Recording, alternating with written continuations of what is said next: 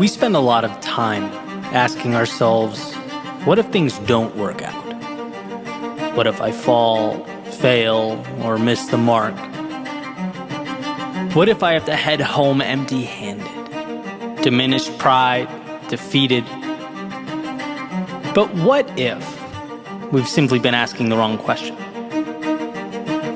Imagine flipping the script. What if everything worked out better than you could have ever imagined?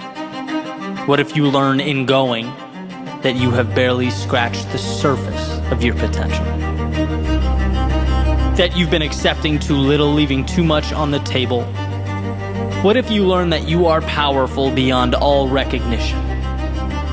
Not because someone told you so, no, but because the very steps being taken prove the point. What if the things that held you down can be dismantled, the thoughts that held you back can be demolished? Why is it we don't ask more of those questions? Generally, you get what you look for. What you ask of life is what you shall receive, or so the saying goes. So my thought here is perhaps we need to ask for more. Not of the world, but of ourselves. There's an ocean of opportunity before us, enough of this pointing out and wishing for more, while we wade in water that is waist deep. First steps will always be believing that more exists.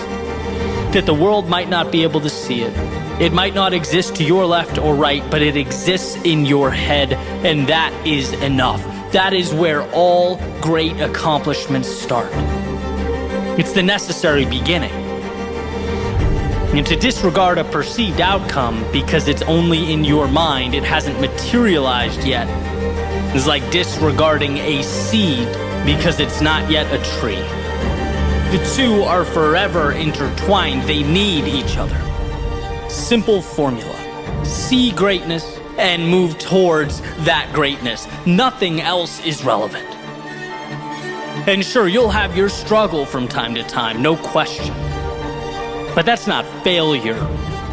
That's what happens along the path to better things.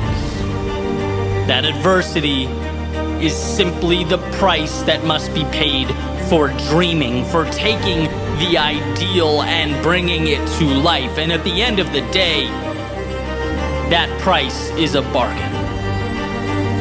So ask yourself, what if things do work out? In fact, what if they work out better than I ever imagined? What if the current norms can be transformed, reality altered? What if this is just the beginning of the best life has to offer? You change the questions, you change the outcome. And today feels like the perfect day for change.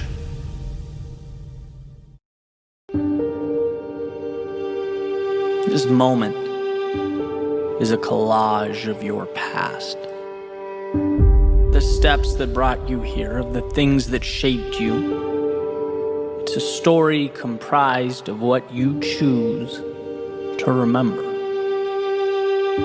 And so I ask, which memories get your attention? Where do you choose to shine that potentially life-changing spotlight? What are you looking back on? Do you remember those times you felt lost? Those times life was turned upside down, when you went into panic mode, when your perfectly mapped out reality was shaken at its foundation. Yet you got up and found steady ground, didn't you? Do you remember that? Do you remember when the things you thought were forever turned out to be as fleeting as the setting sun? When you realized a life well lived would mean figuring out the vast majority of it on your own, relying on your courage and your strength. Yet you pushed into the dark of night and lit a path, didn't you? Do you remember that? Do you remember the hard hits? The blatant losses, the gut-punching defeats when you looked in the mirror and thought, this reflection, it's just not who it needs to be. This burden is too much to carry. Yet you got yourself together, you found faith in your reflection. And you not only carried that burden, but you made something of it, didn't you? Do you remember that? What do you choose to remember? And I'm not talking imagine or create or bring to life. No, which truths are you letting in? How quickly we forget who we are, how fleeting the recollection of our strength. See, if you take a single step back and examine, you'll see a breathtaking sample size of the demons already defeated, the mountains already climbed, the dragons already slayed, and you stand here now, afraid and unsure, as if you haven't already fought through the depths of hell, as if you haven't already proven to yourself that you've been there, as if this moment is new to you. You have what you need. And that's not the law of attraction or conjecture or hopeful thinking. It's remembering what you know in your soul to be true. You are made for this road laid out before you.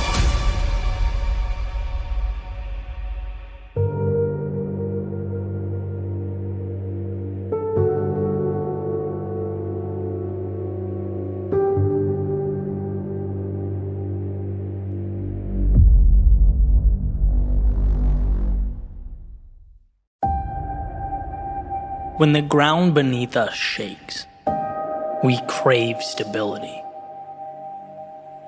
When the heavens open up and rain pours down and we run for shelter. When life presents us with vagueness, with flashes of possibility, we long for mastery. It's more instinct than anything else. But could it be that that instinct that we run to like moths to a flame is leading us astray, that it doesn't have our best interests at heart?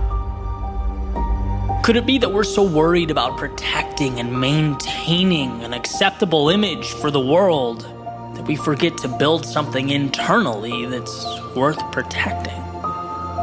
What if that shaking is what brings down the foundations that held us back?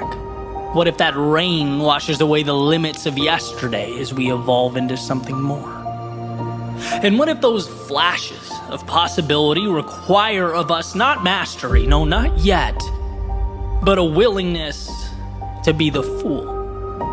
And what if that willingness isn't an unfortunate dead end, but a beginning? In one of his lectures at the University of Toronto, Jordan Peterson said, if you are not willing to be a fool, you can't be a master. In the cycle that is self-discovery, that is growth, we have to at some point step into an arena that's foreign to us, that we don't yet understand. We have to be willing to operate with inadequate resources, trusting that, they'll be picked up along the way. And that's a lot to take in.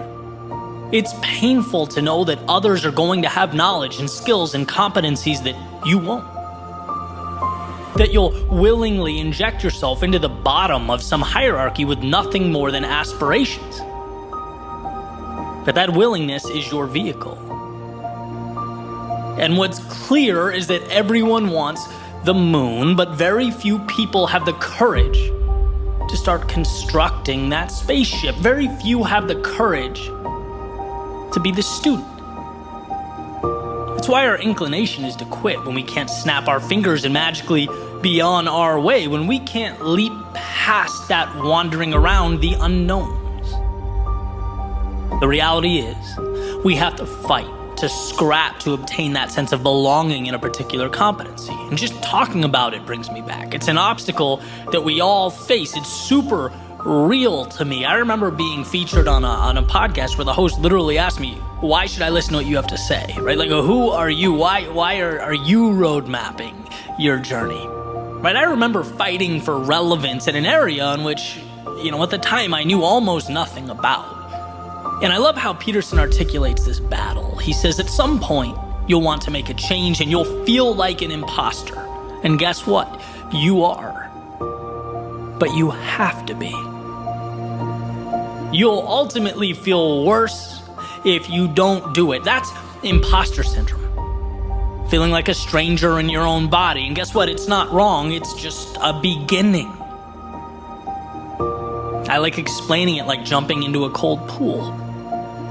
It feels uncomfortable at first. It feels out of place, but then things normalize. They become comfortable. And what's the other option? To fear that minute of discomfort and never jump in? It's what we need to tell ourselves when we want something, but the climb seems too steep, right? That climb is manageable. You'll acclimate. The adversary's pushing beyond that fear of starting anew, taking your limited understanding, bringing it to the base of that mountain, a new Goliath, and looking up with confidence. And the question is, can you be foolish enough to do that? And once you've made that ceiling your next floor, will you be foolish enough to do it again and again and again? And breaking through that fear, knowing that stumbling around for a period of time doesn't kill you, it's required. It's the inability to show weakness or appear vulnerable. That's what chips away at you for a lifetime. If you want more, immerse yourself in that cycle of mastery. Start at the bottom and ascend. And when you approach the top, separate yourself and find another ceiling to chase. Replant a seed. Play the role of the fool again. This is the formula for growth, for prosperity, for fulfillment. This is the pathway to anything of substance. You take your L's, you embrace your critics, you swallow your pride, and move towards a tomorrow that far exceeds today. As your reality changes, your perception changes, the company you keep changes, you'll start to see that what's around you is made by people who are willing to fail and fail often. Our world is one devised by those who could put pride on hold. By those who were humble enough to crawl through the unknown long before they ran anything. Who knew that before they played for any title or championship, they must first play the fool.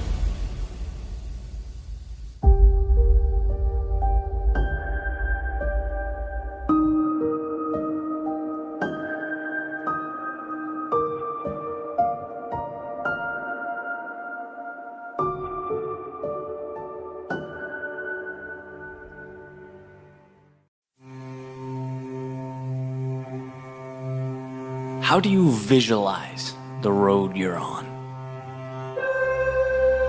With its twists and turns, smooth terrain, rough terrain, straightaways, hills, what does it all mean? Do you find it odd that it gets more challenging as you get closer to your destination? Right? The further along you get, the more tension life puts between you and the finish line. Almost like the universe is adamant about weeding out those who think they can skate by. What is the difference between saying you want it and really wanting it?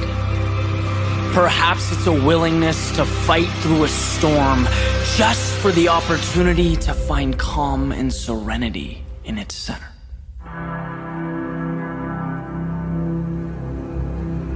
This morning, as the sun was coming up, I went for a run. A nice 5-mile run down the coast, and the way I planned it out was simple, right? 2.5 or halfway up in soft sand, and then I'd stop, and I'd turn around and I'd run 2.5 back, but on the harder surface, right? Easier to handle, almost like a reward for pushing myself on the way up, right? And things were going perfectly. I made the 2.5-mile run up, and when it came to stop and turn around, I realized what should have been obvious from the beginning was high tide, which means I didn't get that hard surface to run back on. Instead, not only was it softer than the way up, but I was running on a slope.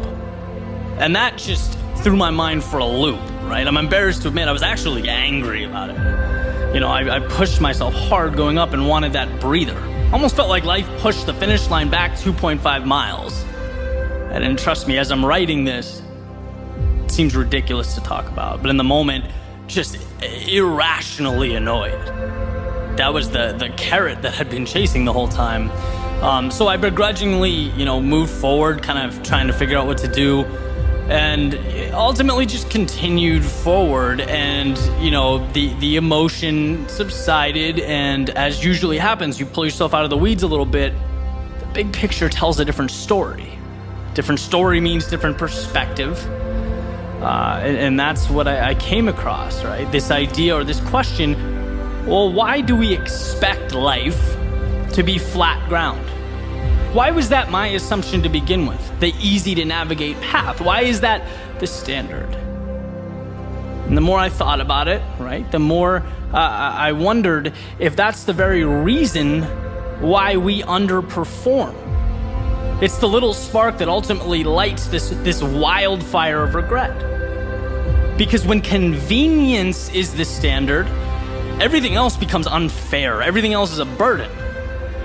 When the road should be flat, what are we to make of the hills in our path? Thinking life should be easy, it provides oxygen to a victim mentality. And sometimes it takes these little experiences for me to refocus on these subtle realities. The flat ground is not the standard, it is earned. It's a gift. It should be cherished and appreciated because guess what? Life wasn't easy. It isn't easy, and it never will be. But I believe the differentiator is knowing that, right? So I kept running on the slope, feet sinking into the sand. I got my teeth kicked in just a little bit longer, and life didn't end. In fact, I think the mental aspect was tougher than the physical.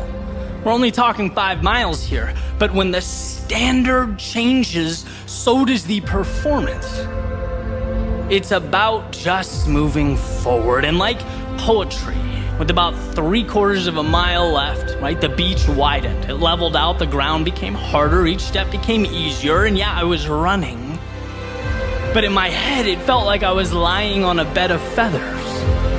Because when you prepare to face life's demons, when you're ready for battle, when you anticipate you'll have to give everything, any adversary that falls short of that feels like wind behind your back. We can endure anything. The question is whether or not we put ourselves in position to. Mistakes, they don't define us. Heartbreak, it doesn't kill us. And criticism, it doesn't shape us. But I'll tell you what, the fear that they do stops a lot of people from becoming who they're capable of becoming. Panicking at the slightest sign of discomfort, moving away from anything but the convenient, when in reality, inconveniences are the path. As Ryan Holiday famously put it, the obstacle is the way. See, satisfaction, it doesn't even exist without a will to overcome. What meaning does a finish line have without miles of self-doubt and questions and fear and dragons being slayed while you prove to yourself over and over again that, you know what, I am more. And I can be more. And the crazy thing is that there's not even a stopping point here. This rocket will propel as high into the ether as you choose to take it. And look, it's not about running on slight inclines or sinking a few inches into the sand. It's not about being rejected, losing, or castigated by 7 billion self-interested souls. No, it's about not being scared to take the bridge that connects current to future. Complacency to recreation, the known to the seemingly impossible. You're made of so much more than you give yourself credit for.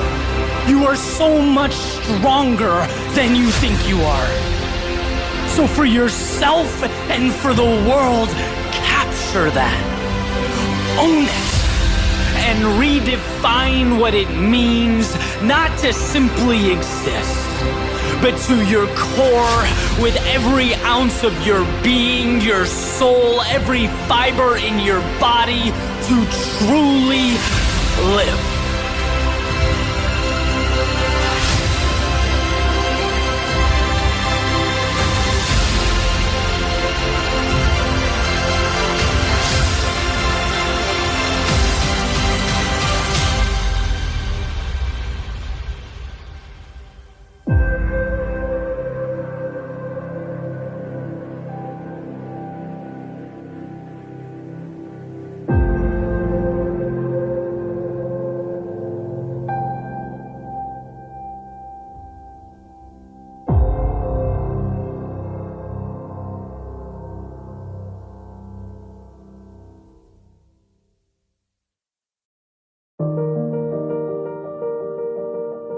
There's a saying that will always be true. It will be true on your best days and your worst. It will be true after victory, and it will be true after defeat. It will be true when you have momentum, and it'll be true when you're down on your luck, doing everything in your power to create momentum. That saying is, your future begins now. Hey, on the surface, might not seem like much. Sure, my future starts now. I know that. Everyone knows that. Well, if that's true, if everyone does in fact know that, why do we spend so much time stuck, reliving our past, unable to break free? Why do we remain terrified to change? Why do we feel such a connection to who we were, how others saw us? Why must we remain loyal to the character we've been playing in our mental autobiographies? See, here's the thing about the past and the future. One is fixed, can't be changed, and the other, well, it's waiting for you to tell it what it is. One is expired time, one is planned to be determined. And it's interesting how we continue to conflate the two. Epictetus has said that the more things we value outside of our control, the less control we have. Well, I'm going to be the messenger here, relaying the precious truth that yesterday is in fact out of our control. What can be controlled is where we go from here. The next step. Meaning today is not your failures. It's where you take those lessons. It's not your mistakes, but it's what the stronger you can now endure because of them. It's not the dreams you let slip away, but where your pursuit might take you now. And yeah, yesterday certainly contributes to your outlook, as all information does. Its value considered, its impact assessed.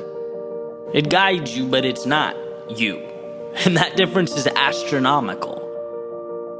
There's a question about the role the past plays in our lives. It has to mean something, right? Your past is, in many ways, your story. It's why you think the way you do. It's contributed to your understanding of the world. It will always be a part of you, and I believe that.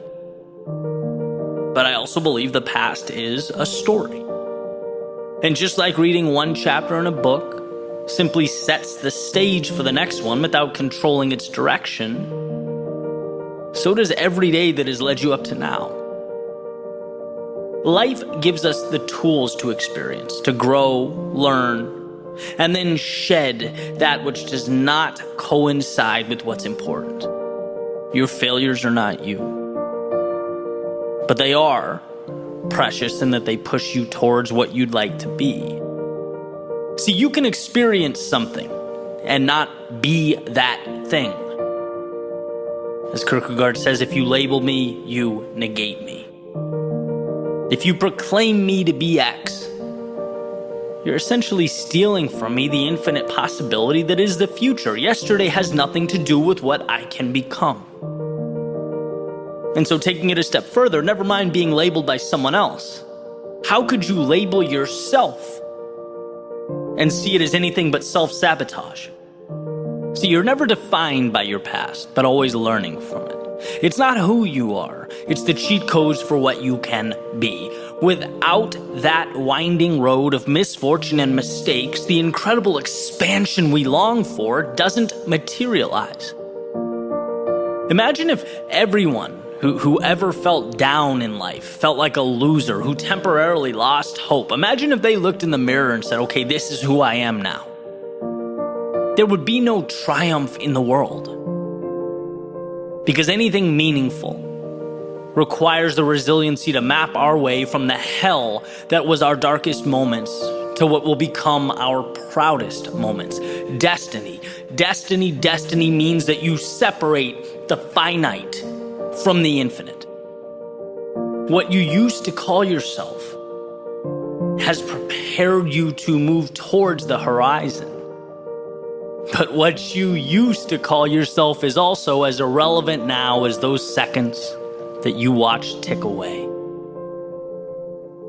Seconds that maybe you're not proud of. Seconds that perhaps taught you about the world.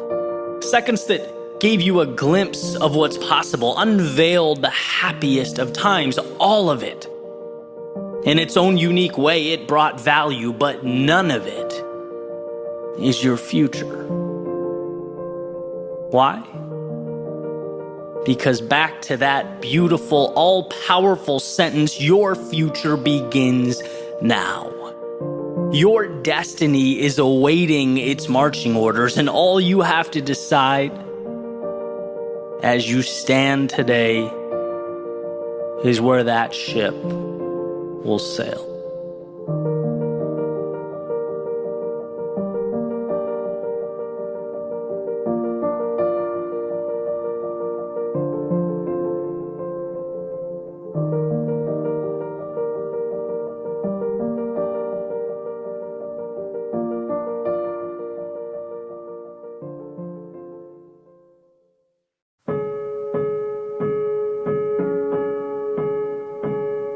That to find ourselves requires we must first lose ourselves, is, I believe, life's greatest paradox. Leaving that carousel of comfort, the predictability of what we know, the certainty of who we believe ourselves to be, for a promise with no real guarantee of being kept, well, it's nothing short of irrational. Are the odds in our favor? Perhaps not. But by stepping off, by placing our bets on a different track with a different prize at a different time, we have increased those odds from 0 to, well, I guess we decide. And see, the world teaches us that it's advantageous to spin. A spinning carousel is predictable. It can't be cheated. There's very little room for loss or humiliation or setbacks or even life to get in the way. You know where you start and you know where you end, and that's just the thing. This spinning world is so easy that people don't want to leave. In fact, it's not until you walk away from the crowd that you even face the unknown. And that's precisely why it's so hard to walk alone. It's hard, it's challenging because of the now. Not because the now can't be measured or understood. No, we get it. But because there's this little whisper in the back of our heads that the now might go on and on and on forever. That check will never be cashed. The summit never reached. No, just footsteps down a perpetually long, windy road. And that's, when maybe, just maybe we miss that carousel. We miss the safety and security. And that's what sometimes makes it such a stressful thing to walk alone.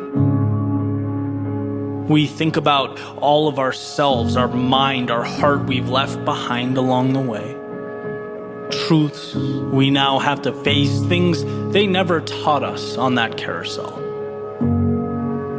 We had to learn that we were wrong about who'd be by our side through it all. We could no longer hide behind the notion that when things got tough, someday everything would be there, would be the same. We learned to swim by jumping into the deep end, seeing in real time that people only believe what already exists, what's put in front of them, that ideas are empty, that a dream is a language only spoken by its creator. And if you want it to mean anything, you must dedicate your life to translating it. We learn how much is backwards, how much of life is reactive, that success is being one of the few who don't react, but build a world to react to. And in the thick of it all, to internalize the process, because talking does nothing. Plans are just potential energy confined to your pocket. You have to be okay growing that seed by yourself. Like a runner making her way past a crowd, right? The crowd sees calm, sees peace, sees the finesse of an athlete gliding over the pavement. They have no idea the war being fought behind her eyes. The silencing of constant whispers to slow down, to do less, the repression of pain that consumes her to such an extent it can't even really be pinpointed. It just kind of floats over her body. They'll never know that. And what we learn is that they don't need to. It's the truth. And see, it's also what makes it quite lonely to walk alone. Walking alone, well, it's a lot of things. But it's never boring. It's never dull. And if you can hang in there long enough without even noticing the headwind you've been fighting, it becomes a tailwind. And where we may have felt alone, the idea pops into our heads that maybe that's not quite right. If anything, the wind at our back is now momentum. It's a partner along the way. That carousel, yeah, it's still spinning, but somewhere else. Some far-off place beyond our field of vision. And no, things don't ever become easy. We wouldn't want that. But difficulty is interpreted differently now. Not a burden, but a cost, and one we'd gladly continue to pay. And that space that once felt so empty, so desolate, so helpless, well, now it's made up of people who see what you see, who hopped off their own carousels and wandered through the desert. They too navigated through the impossible and the never been done. It's funny how at some point we always find each other. And I suppose now, having traded the carousels for the adventure, we can walk alone together. Us against the world.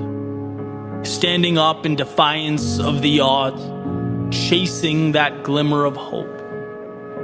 All in on a pursuit to find what most won't and see what most can't. Not because we were made different, but because we chased down the idea of different. It gets a tough rap walking alone. And in so many ways, it's a fight. It takes all of you.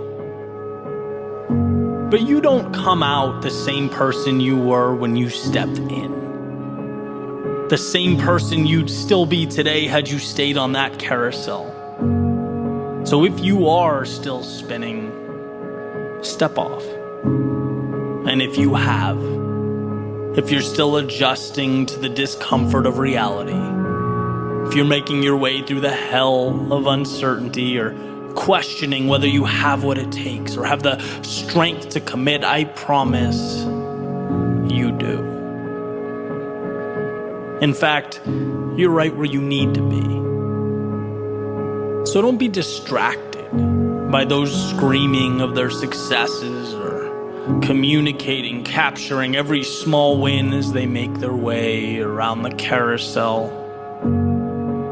It's the quiet ones who change themselves. The ones who take life one step at a time, one battle at a time, who redefine reality. And I'm sure you can't see it now. No one can. No one can see the sun amidst the storm, but you'll emerge. Stronger than you ever were. You will navigate towards the ideal and away from that life you once settled for. It's a long path, but it's worth it. So get up and let your feet guide the way. Let's go walk alone.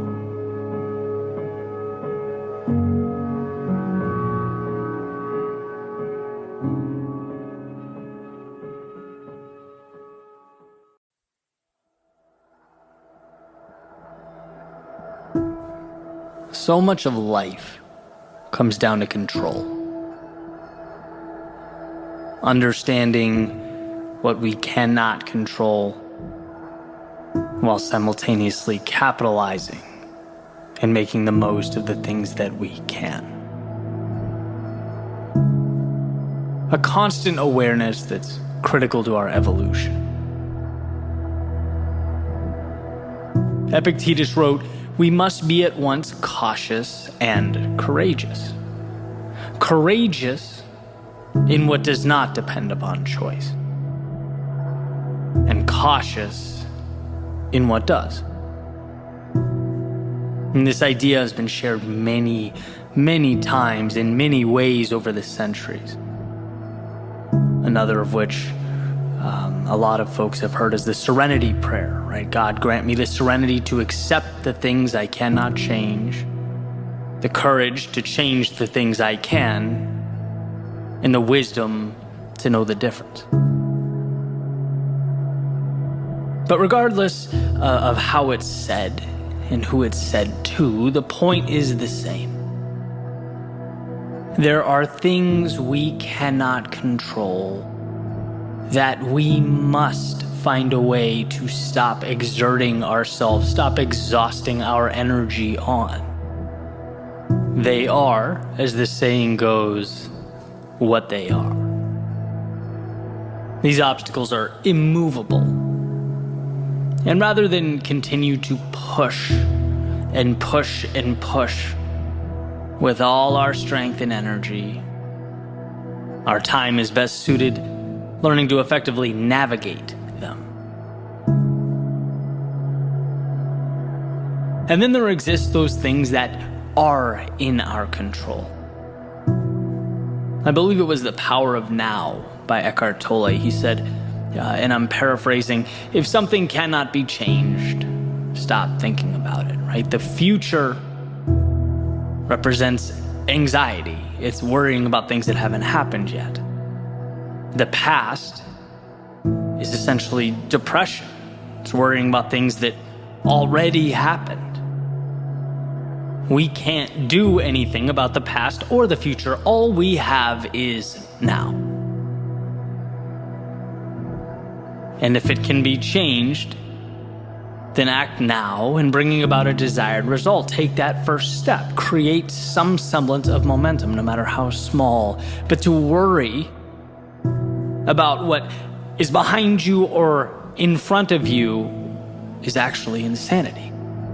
I remember loving the simplicity and pointedness of that message. Accept it, eliminate it, or adjust yourself to it.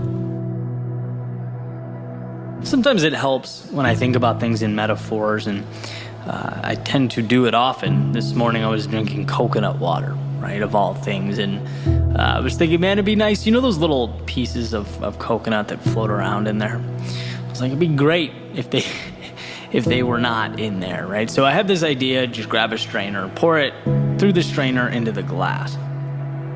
I'm leaning over the counter, watching the pieces of coconut collect in the strainer, and I'm just thinking, sort of zoning out, like, imagine if those were my problems, just being separated out of my life just like that, how nice it would be.